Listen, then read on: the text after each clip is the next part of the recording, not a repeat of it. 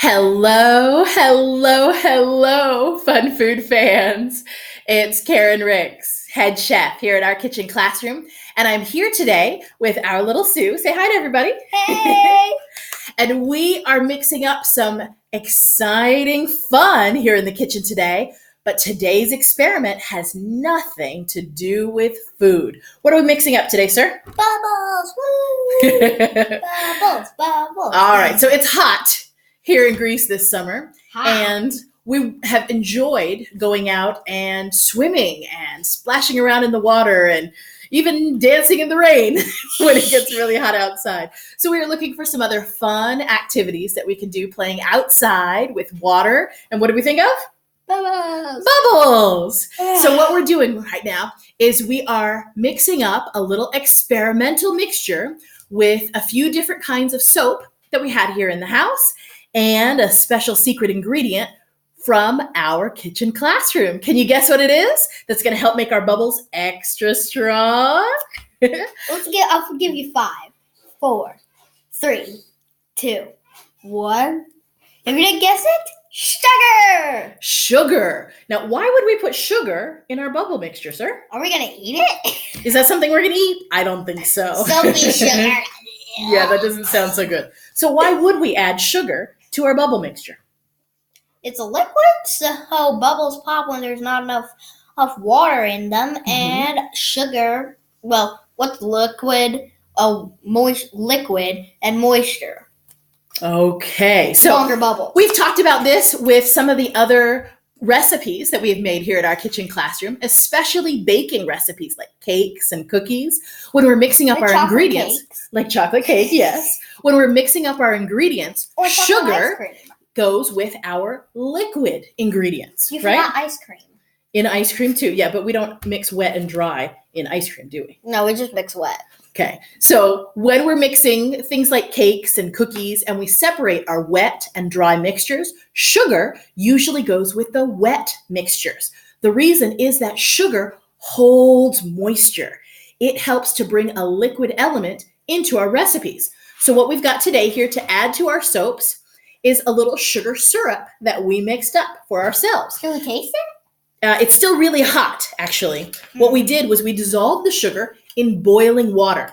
And part of the reason that we still wanted it hot, and we also have a little bit of hot water off here on the side, is we want to make sure that the ingredients completely dissolve, that our mixture is completely homogeneous. It comes together thoroughly so that we can get nice, smooth, clean bubbles. And what we're going to do is we're going to try this sugar mixture with 3 different soaps that we had around the house to see which one is going to make the strongest bubbles.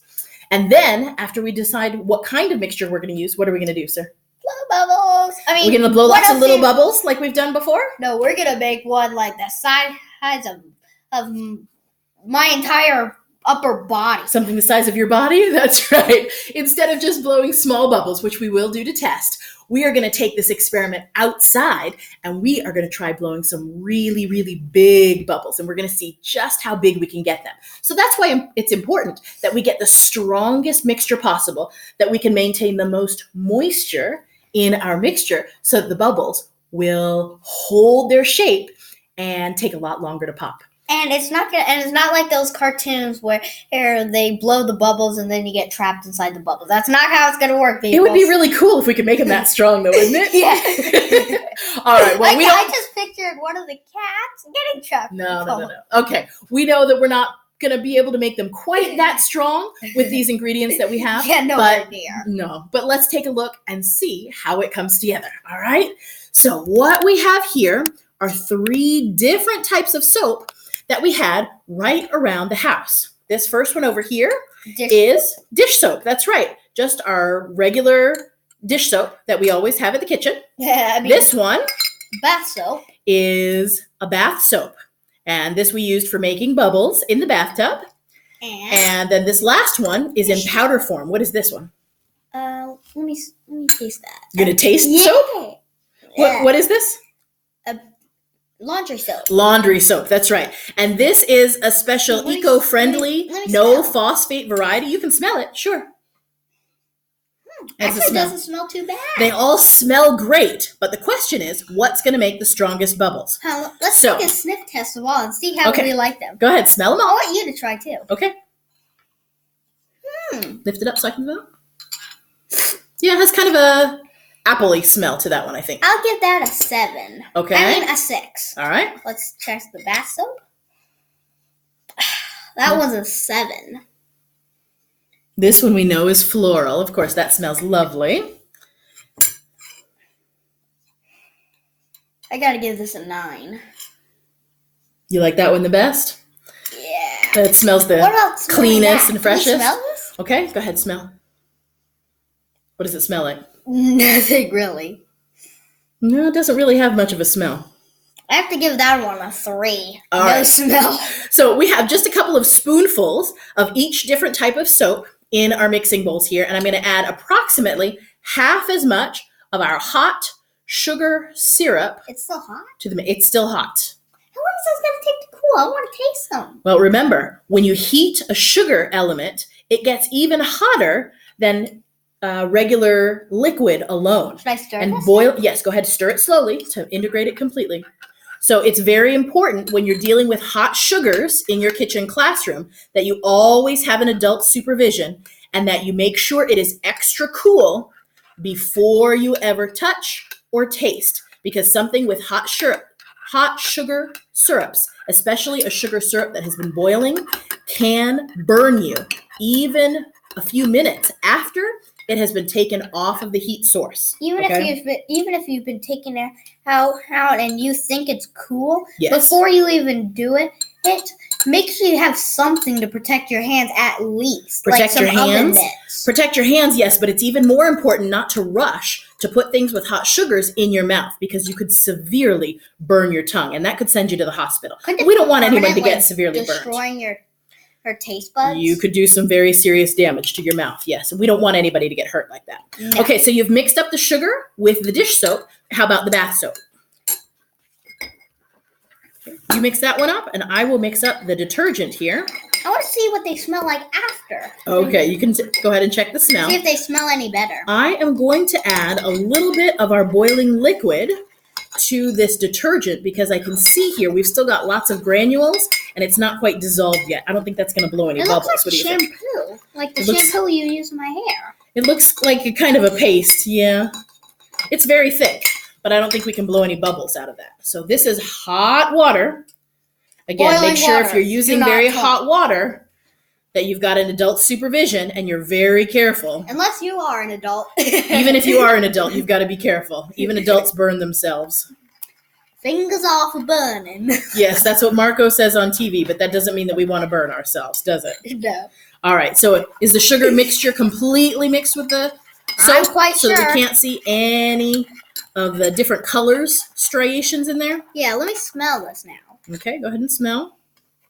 I have to give that one a 7.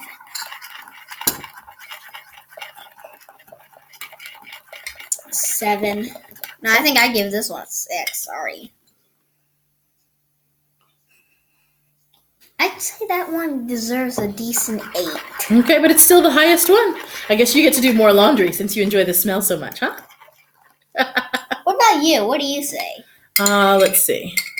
That's looking pretty good. Let's do this bubble wad test Hold out. on. We still need to add just a touch of water to each one to make sure that it's going to form a nice, smooth bubble. Go ahead and mix the hot water in. hot water in there, yes. It's a lot of water. It is a lot of water. Actually, the larger we make these portions, this is just a small test sample that we're mixing up here. We're gonna But make we're a actually going lot. to use lots and lots of water so that we have a large enough quantity Are we into gonna which use to the mix hose? our big. No, because we still want hot water. So we're going to heat some more water up on the stove for our larger test. Now let me smell if these things are any better. Okay. I don't think so. 6.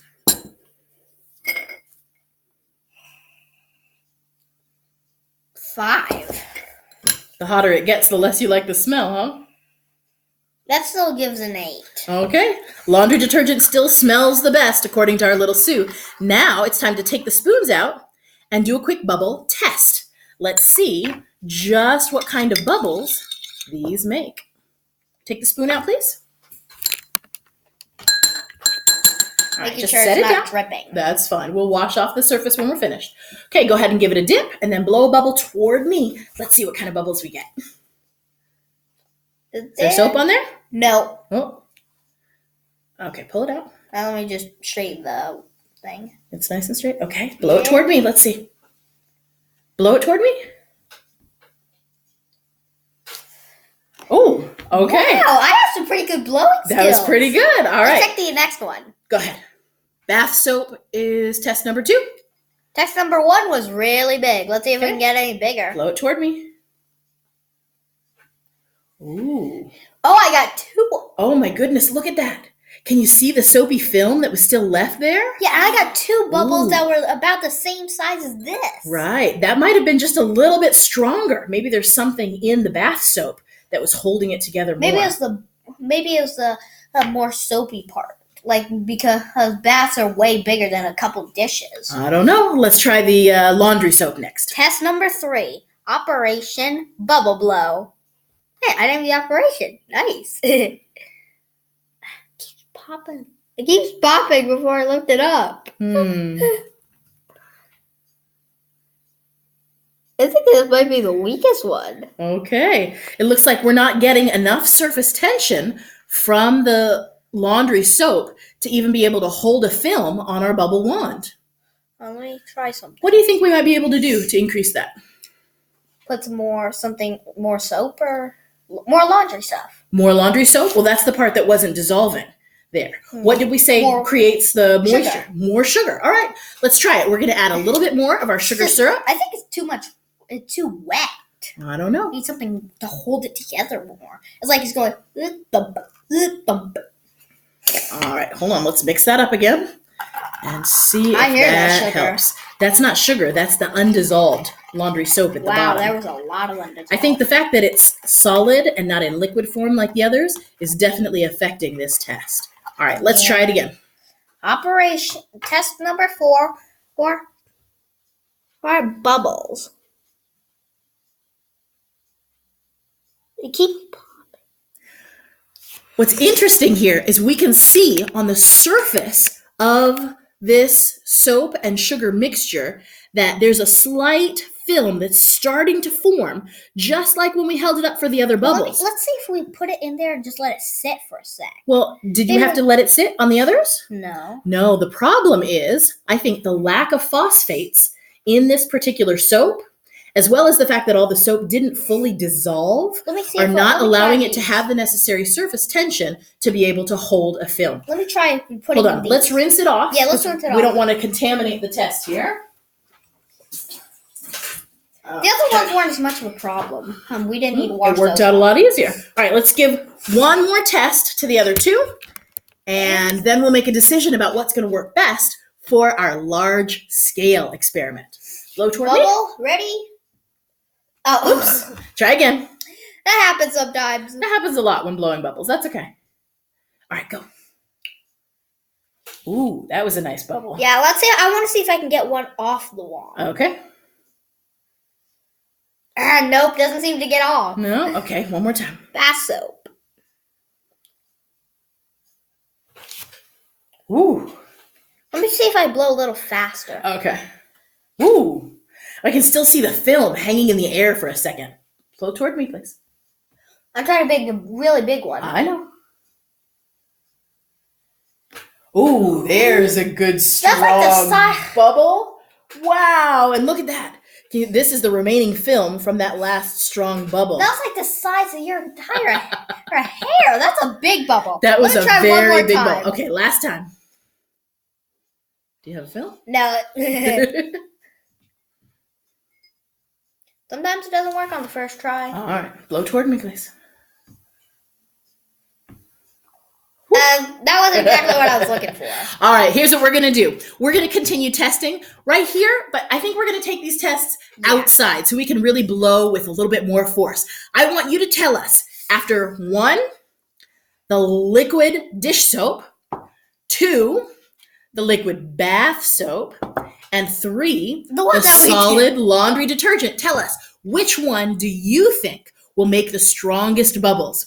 We'll see you back here in the next video to share our results of the outside blowing experiment and to show you what some of our large bubbles look like. And I mean really large. Oh, the Bigfoot's coming for you. We'll see you again here soon. Say see you later, everybody.